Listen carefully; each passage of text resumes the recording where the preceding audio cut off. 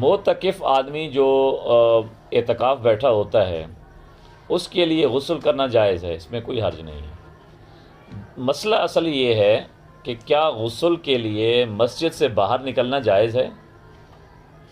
अगर एक आदमी है मस्जिद के एक कोने में शापर लगाकर नीचे बिछाकर बाल्टी या पाइप पानी का लेकर वहाँ गुस्ल करता है और उसका ना पानी मस्जिद में आता है, ना उसके बाल मस्जिद में आते हैं, ना साबुन मस्जिद में आता है, इस पर किसी को एतराज़ नहीं है। हो सकता है मस्जिद के कोने में बैठकर गुस्ल कर सकता है।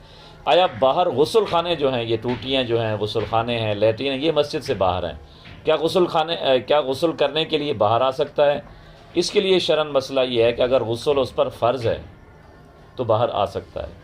अगर गुस्ल फ़र्ज़ नहीं है, सिर्फ ठंडक हासिल करने के लिए गुस्ल करना चाहता है, तो फिर वही तरीका इख्तियार करे कि मस्जिद की जूतियों वाली जगह के कोने में कोई शापर वगैरह बिछा ले ताकि साबुन और बाल वगैरह मस्जिद में ना गिरें, मस्जिद की पाकी का भी ख्याल करे, वहीं बैठकर गुस्ल करे। ठंडक हासिल करने के लिए, गुस्ल करने के लिए मस्जिद से बाहर गुस्ल खाने में नहीं आ सकता।